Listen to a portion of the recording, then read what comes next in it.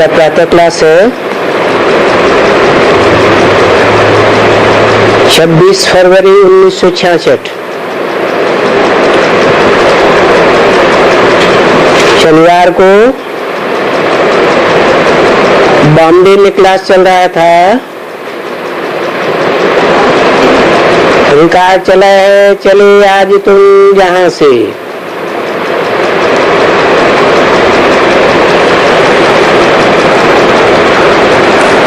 बच्चों को शांति का अर्थ तो बता ही दिया है।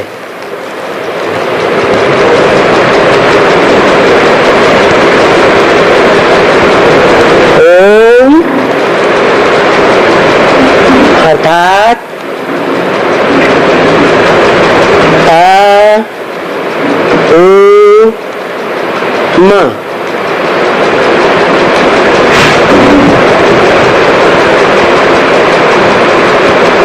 और आधा अक्षर है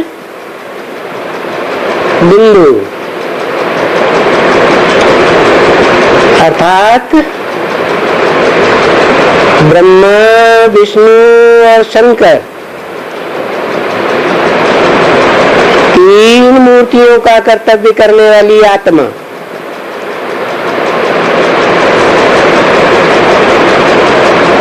ज्योति बिंदु।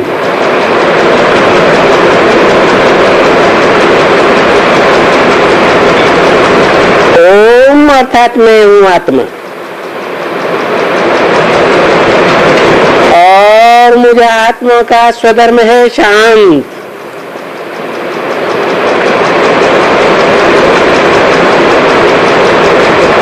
और मैं आत्मा रहने वाली हूँ शांति धाम या निर्वाण धाम की। निर्वाण धाम माना वाणी से परे धाम, वानप्रस्थी।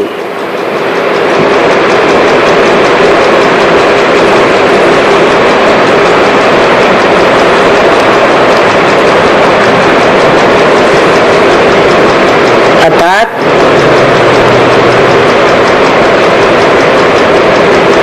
निर्वाण धाम में प्रकृष्ट रूप में स्थित है। अभी ये आत्मा का लेसन पक्का करके आओ।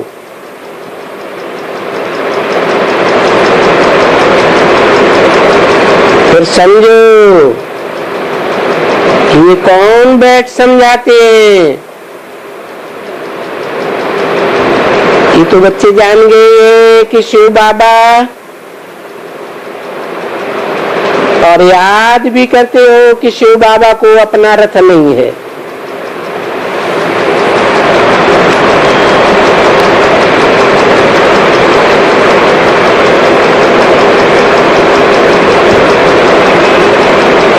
अपना रथ नहीं है।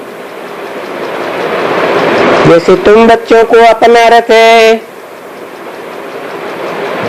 फिर भी तीन मूर्तियों का कर्तव्य तो करते हो ना। अपने में दिव्य गुणों की स्थापना करते हो, पालना भी करते हो, और दुर्गुणों का विनाश भी करते हो।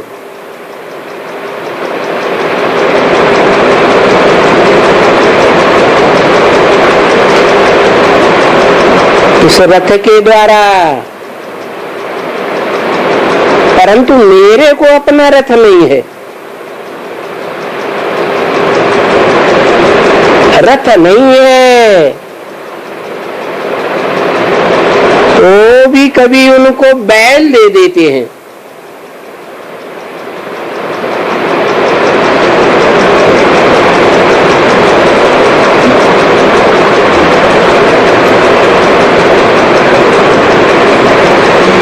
कभी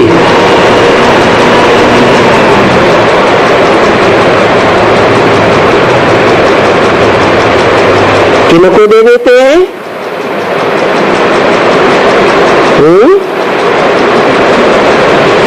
उनको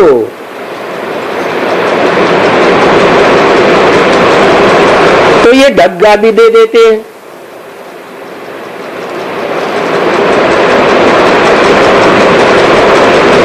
कौन दे देते हैं? भक्त लोग।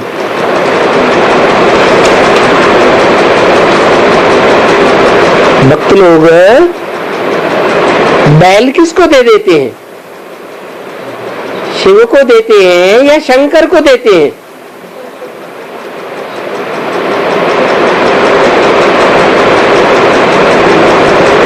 इसको कहा जाता है पूरा ज्ञान।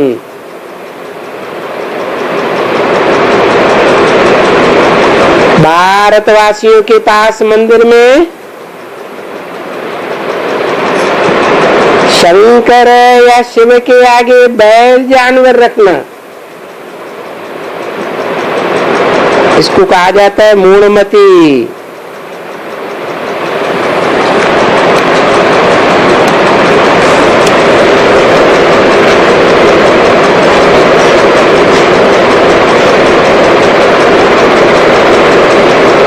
अभी बाप बैठ करके समझाते हैं कि बैल किसको देते हैं।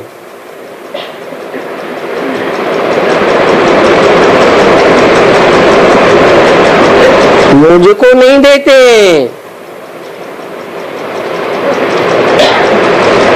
उनको दे देते हैं।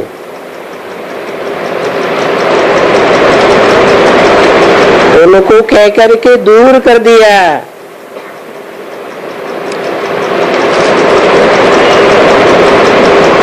क्योंकि मुरली तो 66 की है ना,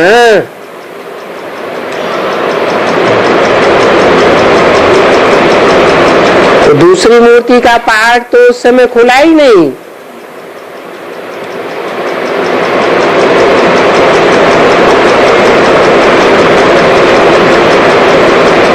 तो किसको बैल दे देते हैं?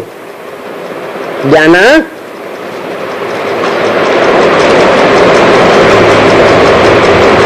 अपने बच्चे आत्मा को दे देते हैं, जिस आत्मा को रूह भी कहते हैं।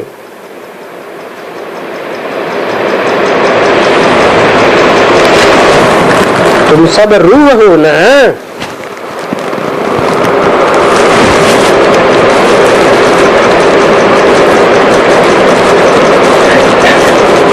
रूह को बैल दे देते हैं।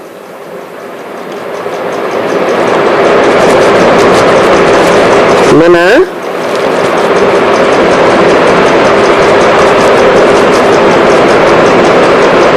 रूह से बैल का क्या कनेक्शन?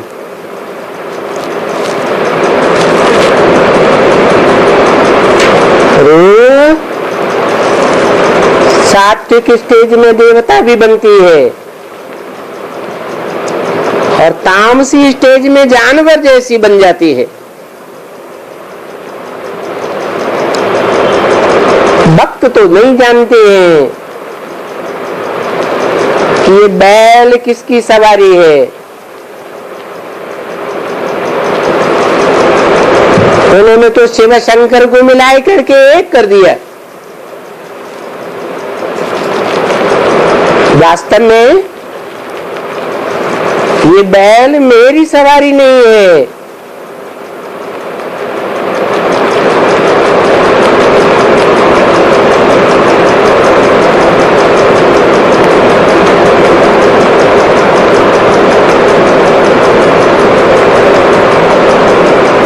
ये सवारी शंकर की है।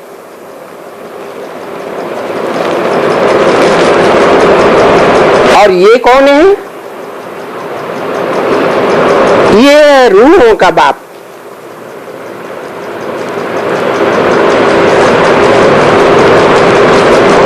जो सदैव सत्य चित्त आनंद है, कभी तमो प्रधान नहीं बनता।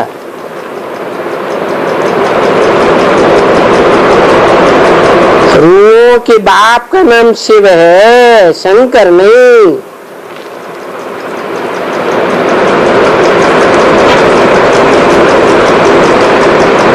नाम तो बहुत रख दिए, ढेर है। परंतु आजकल बहुत नाम नहीं है।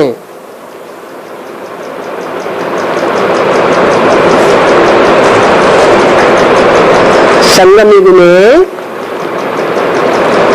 बहुत नाम नहीं है, मुझे पढ़ेंगे तो ये याद कर दो अच्छी तरह से कि शिव बाबा की जयंती भारत में मनाई जाती है।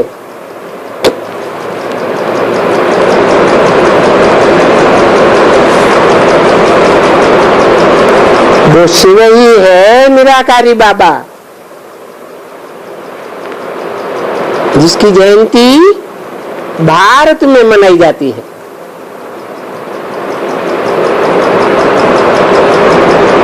और वो शिव किसमें आकर के पावन बनाते हैं?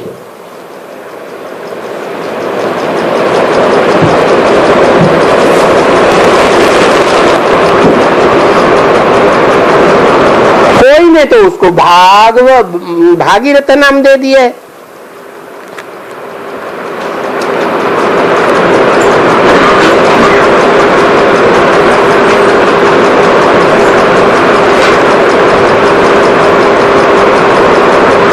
और कोई भक्तों ने बैल नंदी गण कह दिया है। अब गण तो एक को नहीं कहा जाता,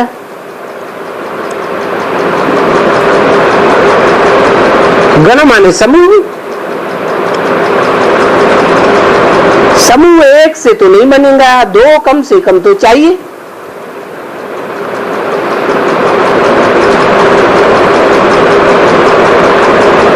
तो दो बैल हैं,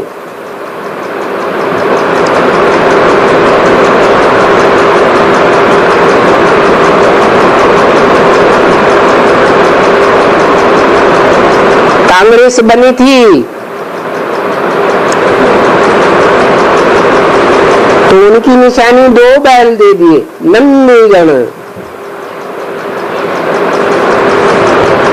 दो बैलों की जोड़ी ऐसे कह दिया। अरे ये तो भूल है,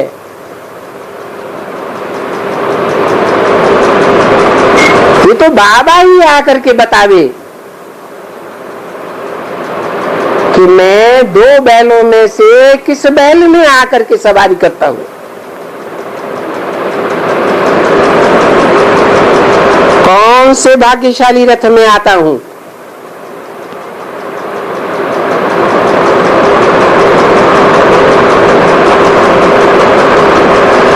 ब्रह्मा को बैल कहें,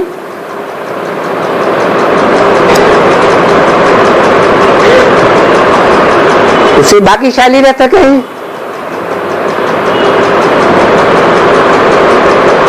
या कोई और है जिसको भाग्यशाली रथ कहे।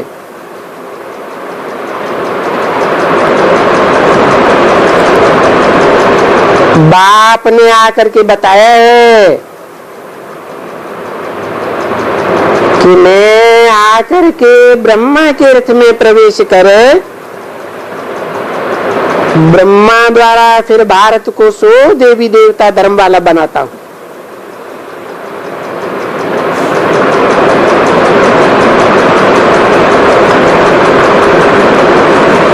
ब्रह्मा के रथ में प्रवेश कर तो ठीक, परंतु ब्रह्मा का रथ कौन है?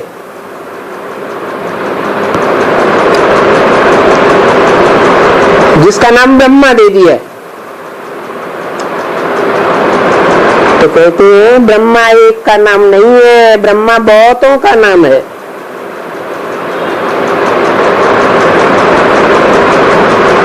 ब्रह्मा से विष्णु कहा जाता है। जितनी भुजाएं विष्णु को हैं और भुजाएं कोई जड़ तो नहीं है, चैतन्य आत्माओं की बात है।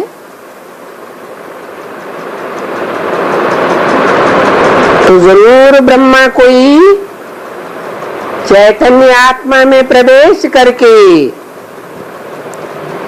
फिर देवता धर्म वाला बनाता है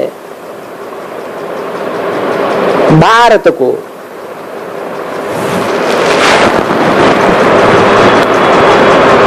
तो किसमें प्रवेश करता है? जो बोला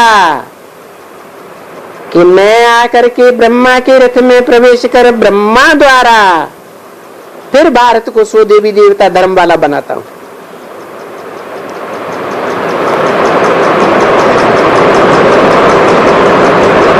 मैं ब्रह्मा के रथ में प्रवेश करता हूं, बना दादा लेखराज के रथ में। फिर उन्होंने तो शरीर छोड़ दिया, देवी देवता धर्म तो नहीं बना, लेकिन बोला है ब्रह्मा के रथ में प्रवेश करके फिर ब्रह्मा द्वारा भारत को सो देवी देवता धर्म वाला बनाता हूं। तो वो ब्रह्मा द्वारा कौन? जिस रथ में प्रवेश करके देवी देवता धर्म की स्थापना कराता हूं। मना पहले ब्रह्मा के रथ में प्रवेश करता हूं तो ब्राह्मण, फिर वो ब्रह्मा शरीर छोड़ता है और फिर अपने कोई रथ में प्रवेश करता है। ब्रह्मा की तो पूजा नहीं होती है, क्योंकि ब्राह्मण तो अनेक कुरियों के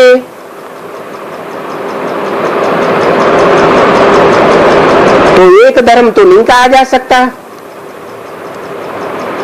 अनेक प्रकार के ब्राह्मण हैं। जो अनेक प्रकार के देवताएं बनते हैं, 9 कुरी के ब्राह्मण कहे जाते हैं, तो जरूर 9 प्रकार के देवताएं। जो कन्वर्ट होने के बाद द्वापर युग से और धर्मों के आधार बनते हैं।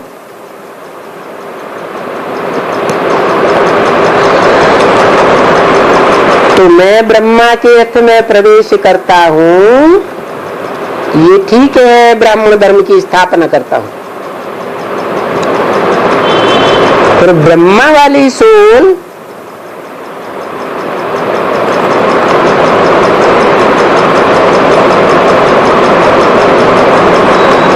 तो किसी में प्रवेश करती है तो जरूर ब्राह्मण ही होगा, ब्राह्मणी होगी।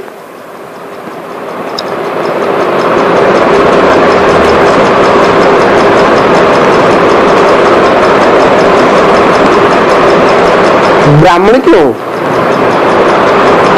ब्राह्मणी क्यों नहीं? ब्रह्मा नाम क्यों दिया? ब्राह्मणी नाम क्यों नहीं दे दिया? पुरुष चोले की तो ब्रह्मा की पूजा नहीं होती। ब्रह्मा की पूजा तो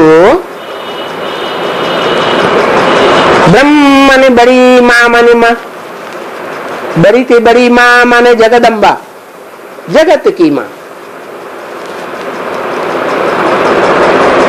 वो भी ब्राह्मणी। परंतु उसका नाम ब्रह्मा क्यों दे दिया? तो बताते स्त्री चोला होने पर भी जन्म जन्मांतर के पुरुष के संस्कार हैं, इसलिए ब्रह्मा नाम दिया।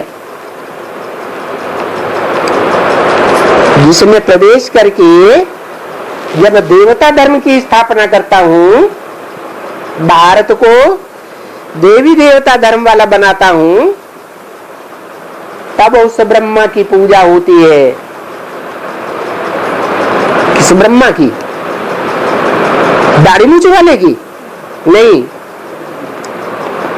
स्त्री चोला वाले की। इसके संस्कार पुरुषों के हैं, क्योंकि जानते हो ना कि देवी देवताओं का राज्य था तो लक्ष्मी नारायण का राज्य था। तो हे भारतवासियों, तुम सब बच्चे आदि सनातन देवी देवता धर्म के थे और तुम बच्चे स्वर्गवासी थे।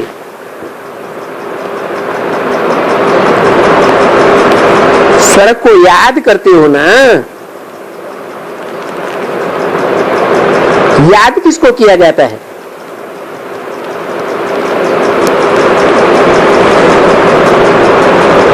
जिसको अनुभव किया है वो याद किया जाता है।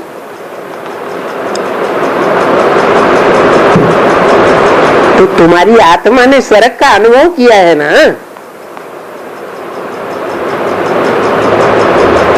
जिस स्वर्ग में तुम्हारे राधा कृष्ण राज्य करके गए हैं,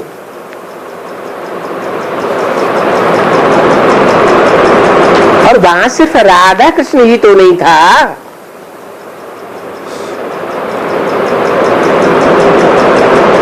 सिर्फ लक्ष्मी नारायण ही तो नहीं था।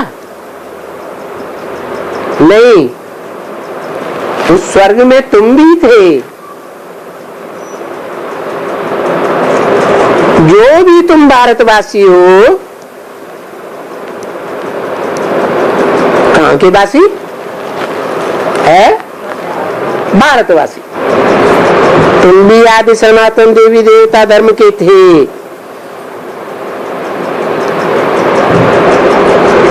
तुम सभी यहाँ सतयुग में, बाप बताते हैं, मैं जब 5000 वर्ष पहले आया था तो तुम सभी को सतो प्रधान स्वर्ग का मालिक देवी देवता बनाया था।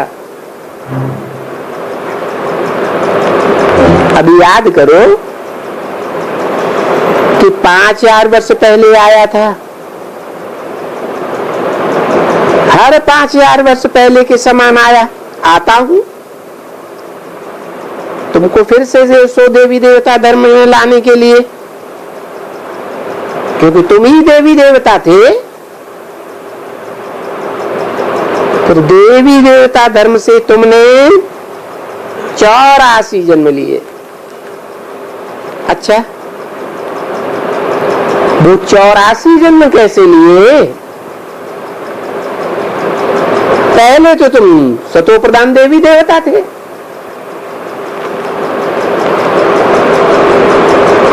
दुनिया की हर चीज पहले सतो प्रधान होती है। तुम भी देवी देवता थे, सतो प्रधान। पीछे पुनर्जन्म तो लेना पड़े। देखो, बाबा भारतवासियों को बिल्कुल सीधा समझाते हैं।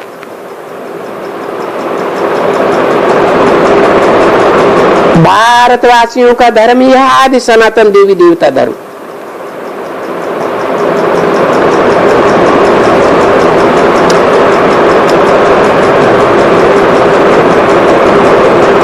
तुम स्वर्गवासी थे,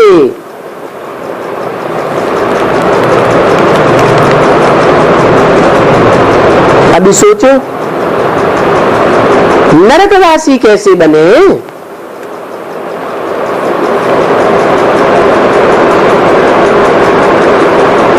चौरासी जन्म तुमको ही लेना पड़ा। तुमको मानी किनको है? भारतवासियों, दूसरे देश के वासियों को नहीं।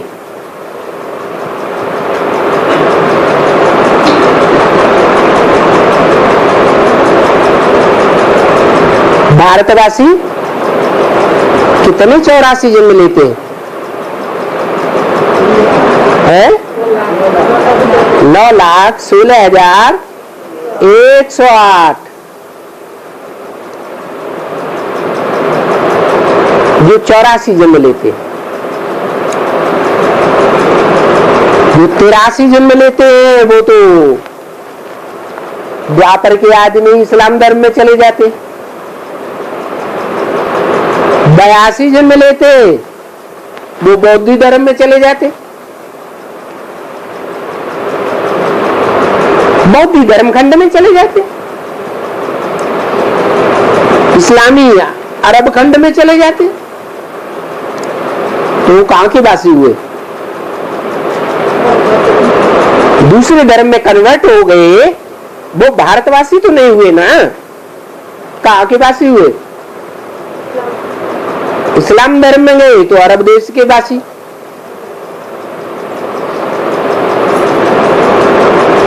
अरब कहते याद करो रब को, भगवान की ओर इशारा करते हैं। जब भगवान ही रब है तो अरब का मतलब क्या हुआ? जो रब भगवान नहीं है।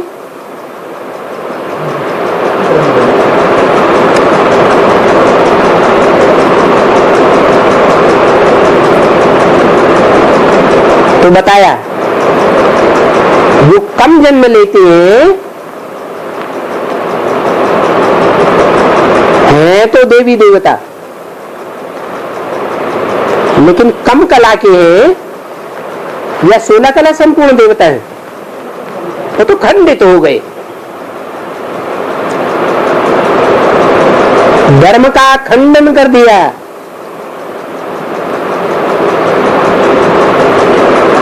और तुम जब देवी देवता थे सनातन धर्म के, आदि सनातन धर्म के, तो सतो प्रधान थे, सुखी थे, सर्वगुण संपन्न थे, 16 कला संपूर्ण थे, संपूर्ण निर्विकारी थे।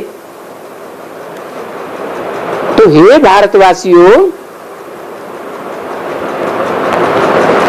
सच्ची सच्ची शिव जयंती किसने मनाई? तुम भारतवासियों ने मनाई या जो दूसरे धर्म में कन्वर्ट हो जाते हैं उन्होंने मनाई? सच्ची सच्ची माने क्या है? ब्रह्मा कुमार कुमारियां भी जयंती तो मनाते हैं, शिव जयंती नहीं मनाते हैं? मनाते हैं ना। झूठी मनाते हैं या सच्ची सच्ची मनाते हैं? कैसे है? हाँ, भक्ति मार्ग वालों की देखा धुनी बनाई दिया, जयंती मनाए लेते हैं। उन्हें कैसे मालूम किस दिन बाबा ने जन्म लिया? बाबा तो बताते हैं मैं जन्म लेता हूं तो आते ही फट से तुम्हारी राजधानी स्थापन हो जाती। मेरे आने मात्र से ही नरक क्या बन जाता है? स्वर्ग बन जाता है। तो वो जयंती तुमने मनाई थी,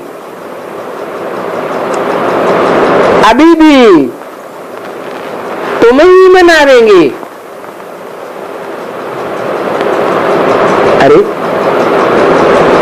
सूरज उदय होगा तो उदय होने वाले सूरज को जो देखेंगे, बाद में जब सूरज ऊपर आ जाएगा तब थोड़े ही कहेंगे उदय हुआ, जन्म हुआ है। और तुम तो उदयपुर वासी हो, है? नाम क्यों पड़ा उदयपुर? है? जरूर ज्ञान सूर्य पहले कहां उदय हुआ होगा? है? उदयपुर में उदय हुआ होगा। तो हे भारतवासियों, तुमने ये जयंती मनाई ना,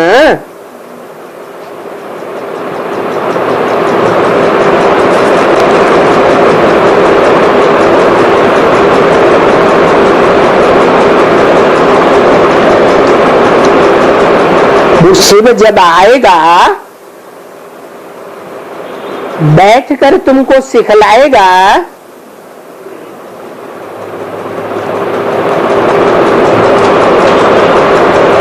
तो सीखने में समय तो लगेगा ना।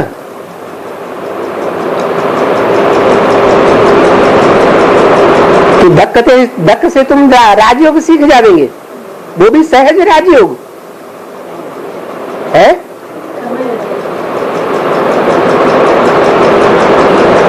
तुमने दिखलाया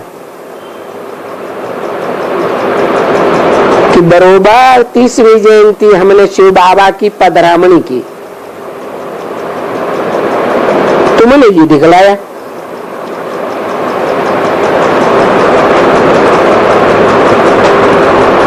अभी शिव बाबा की पधरामणी तो हुई, फिर साथ में शिव बाबा अकेला आता है या 3 मूर्तियों के साथ आता है? तो फिर ब्रह्मा विष्णु शंकर भी साथ में पधरामणी चाहिए ना।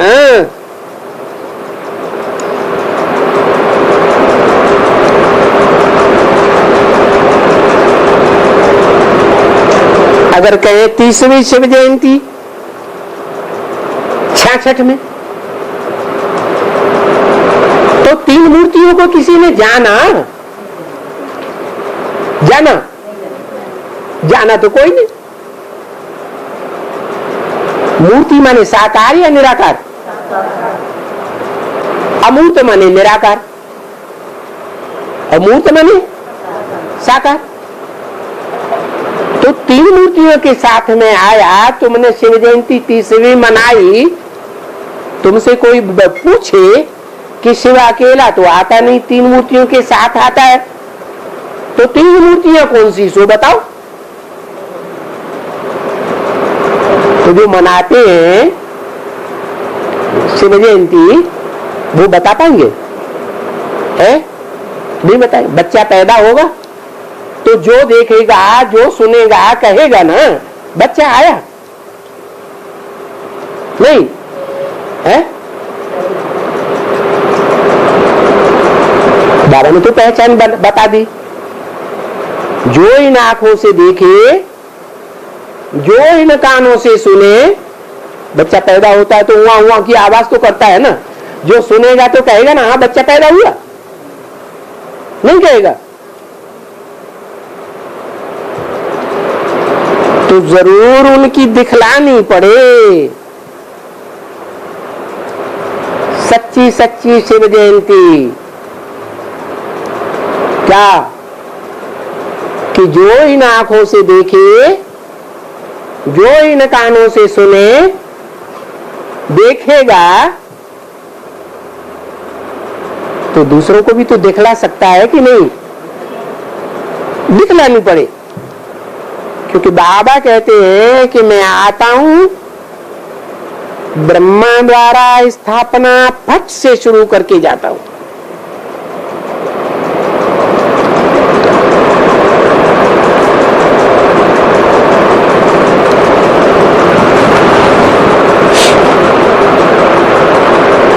ब्राह्मण बनाता जाता हूं।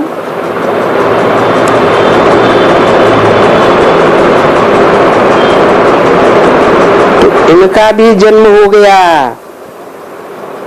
किनका? जिनके द्वारा तुम ब्राह्मण बनते हो। किनके द्वारा? ब्रह्मा द्वारा।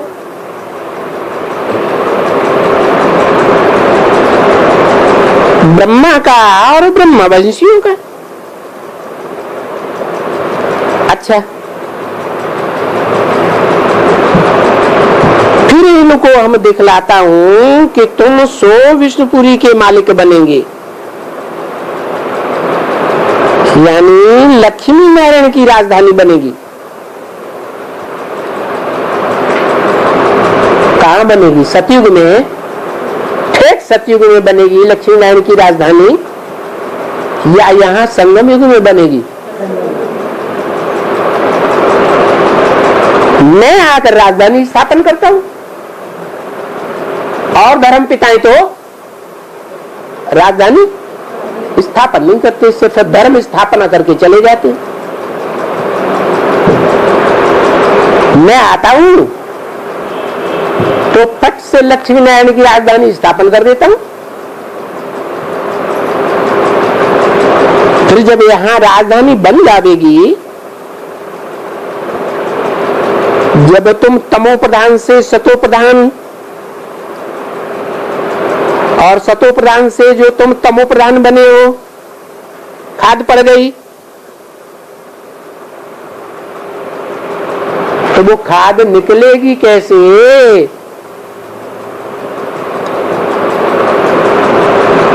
विकारों की खाद पड़ गई ना, काहे की खाद है? वे माने क्या? कार माने क्या? वे माने विपरीत कर्म, कार माने कर्म। विपरीत कर्म की खाद पड़ गई। विपरीत कर्म क्या होता है?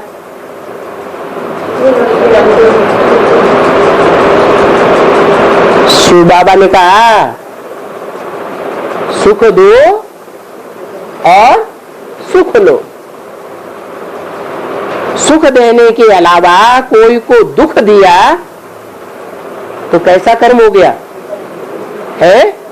विपरीत कर्म हो गया। श्रीमत के अनुकूल चलेंगे तो सुखी रहेंगे, सुखी करेंगे। श्रीमत के बरखिलाफ चलेंगे तो खुद भी दुखी होंगे और औरों को भी दुखी करेंगे। तो दुख देना मना विकर्म करना, विकारी बनना।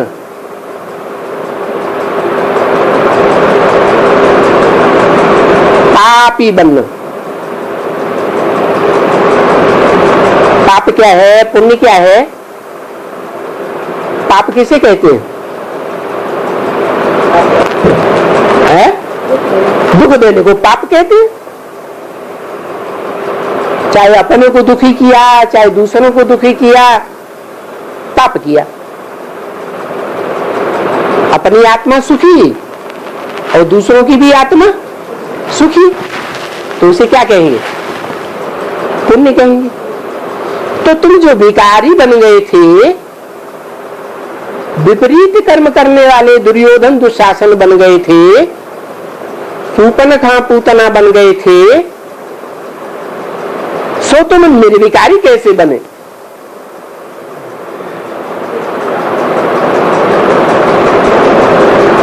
विकारी कैसे बने? है? विकारी बने विपरीत कर्म से, विकारी बने। और पुण्यात्मा देवता कैसे बने?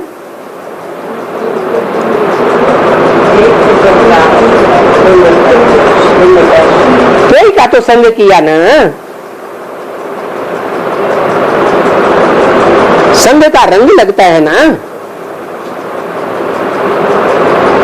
संग दोष लगता है ना, और अन्य दोष भी लगता है। तो द्वापर युग से, द्वैतवादी युग से दूसरे दूसरे धर्म के जो धर्म पिताएं आए और उनके फॉलोअर्स आए, उनके संग के रंग में आकर के तुम क्या बन गए? विकारी।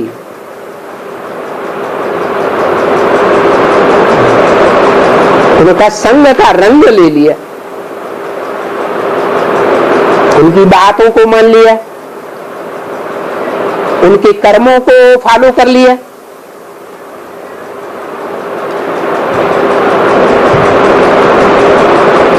तो तुम तमो प्रधान बने हो, खाद पड़ी है, वो विकारों की खाद अब कैसे निकले? अनेकों धर्म पिताओं और उनके फॉलोअर्स के संग के रंग से तुम विकारी बन पड़े। देवता थे निर्विकारी, फिर विकारी मनुष्य बन गए। मनुष्य तो विकारी होते हैं ना। विकारों की जो खाद पड़ी वो निकले कैसे है? अनेकों के संग के रंग से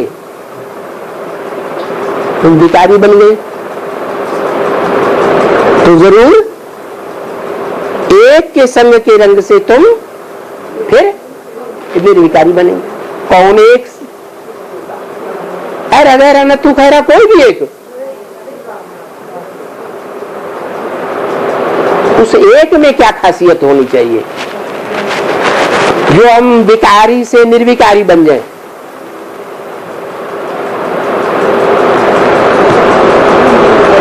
जो सदा सत्य है,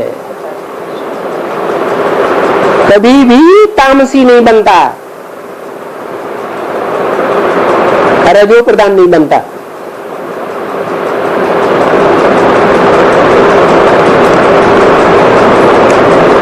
सिर्फ निराकार है तो निर्गुण है।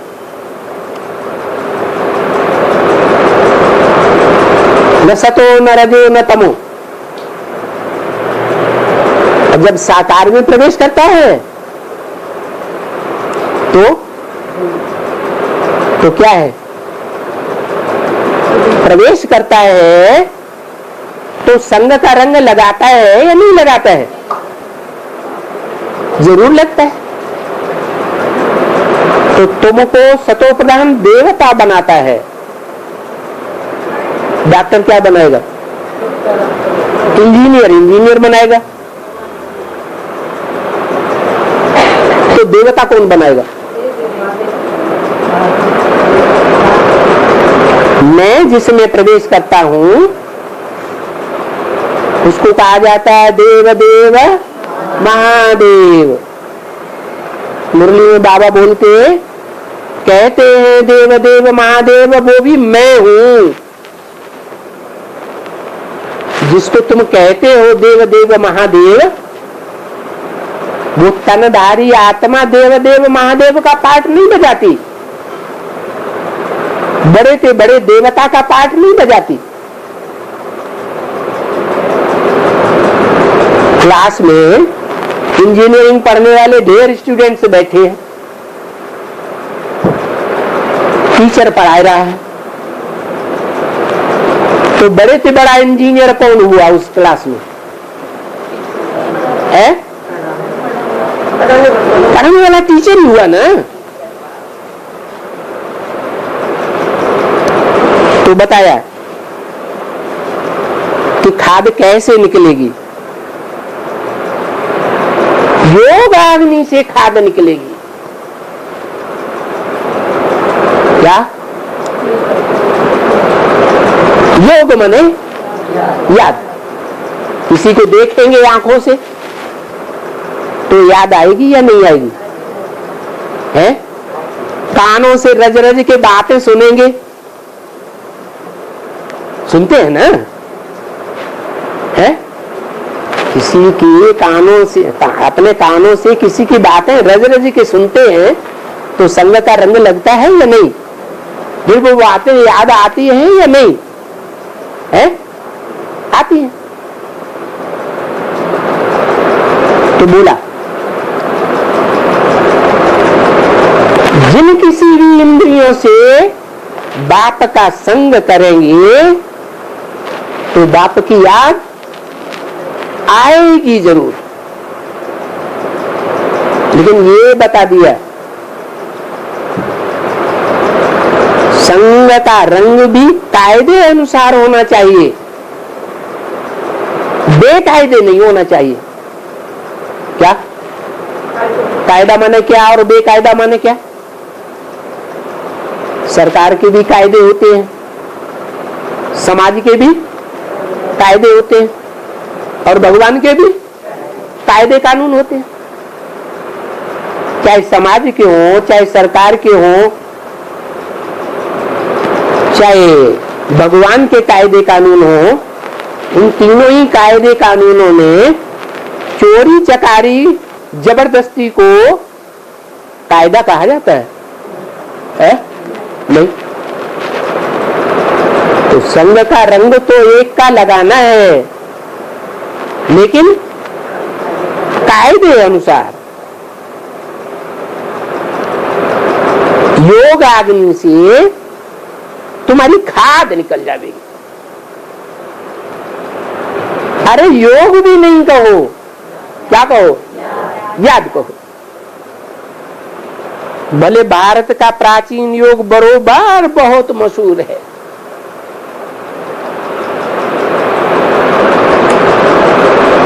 तो बात है कि विदेशों में भी सन्यासी लोग जाते हैं तो कहते हैं हम भारत का प्राचीन राजयोग सिखाने आए। क्यों कहते हैं? बहुत मशहूर है इसीलिए तो कहते हैं, ताकि लोग प्रभावित हो जाए। तो भले बहुत मशहूर है, लेकिन क्या सन्यासियों ने सिखाया? सन्यासियों ने राजयोग सिखाकर कोई को राजाई करना सिखाया? कोई को राजा बनाया? बनाया? आप समान सन्यासी बनाया होगा। सन्यासी क्या बना देंगे? सन्यासी बना देंगे।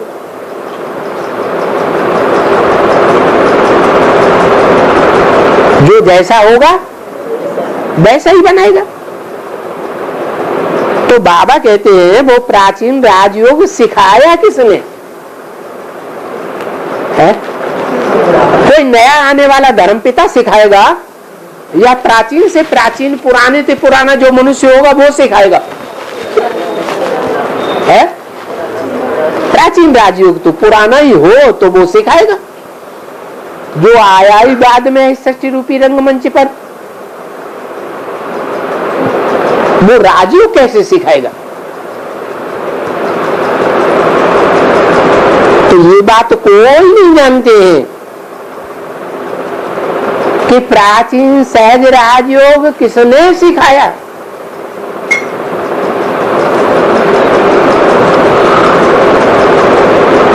वो प्राचीन सहज राजयोग एक बाप ने ही सिखाया। एक शब्द क्यों लगा दिया है? अगर कहें एक बिंदु ने सिखाया तो बिंदी बिंदी तो सभी आत्मा, कीड़े मकोड़े पशु पक्षी मनुष्य देवताएं सारे क्या है? बिंदु आत्मा। तो एक का कैसे पता चलेगा? उसे एक ही स्पेशली जिसने राजयोग सिखाया उसका पता कैसे चलना चाहिए? जब साकार में आए। हमें किसी को सर्च लाइट देनी है तो पहले उसका चेहरा याद करना पड़े ना, बाद में उसकी आत्मा को याद करेंगे। इसलिए एक शब्द लगा दिया। एक ही बाप सिखलाते हैं। तो सिखलाने वाला होगा भले निराकारी स्टेज वाला हो,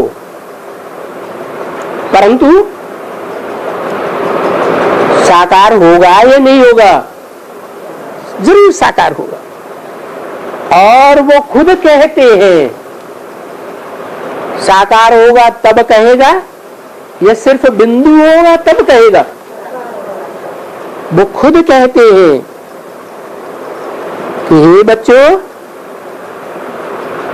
अभी तुम अपने बाप को याद करो। प्रेसर जन्म जो तुम कोई को भी याद करते आए सो करते आए। कोई का भी तुमने संग का रंग लिया उसको याद करते आए सो तो करते आए, नीचे गिरते आए। अभी क्या करो? अभी तुम अपने बाप को याद करो। अपने बाप के सिवाय और कोई को याद न करो, क्योंकि ये बेहद का जो वर्षा है वो बेहद का वर्षा बेहद के बाप से मिलना है। क्या? हद के बाप से हद का वर्षा मिलता आया, लेते आए। जो बेहद का बाप है उससे बेहद का वर्षा। बेहद के कितने बाप हैं? 2। एक बिंदु बिंदु आत्माओं का बाप ज्योति बिंदु शिव, और दूसरा वो ज्योति बिंदु शिव है जिसमें प्रवेश करता है, उसको पहले अपना परिचय देगा या नहीं देगा? है देगा, तभी तो उसको पता चलेगा कि मैं प्रजापिता हूं, मैं शंकर हूं, मैं राम वाली आत्मा हूं। ये परिचय भी कौन देगा? शिव ही तो देगा। जब उसे परिचय मिलेगा तभी तो दूसरों को परिचय देगा।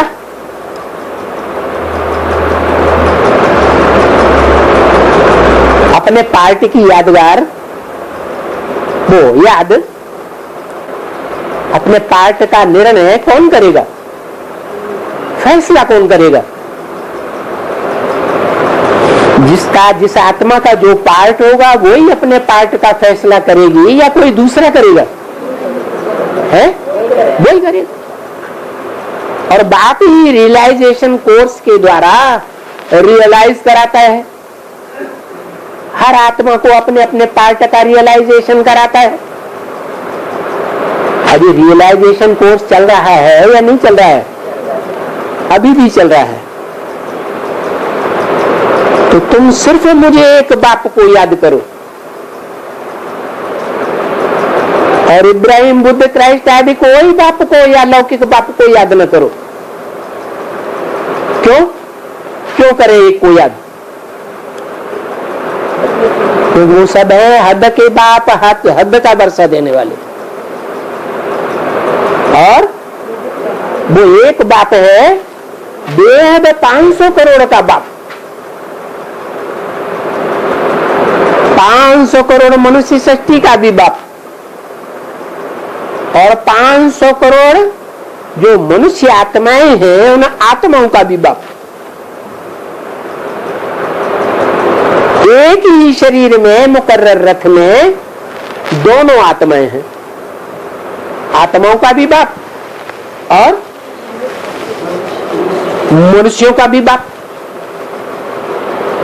वो एक पर्सनालिटी है या दो है?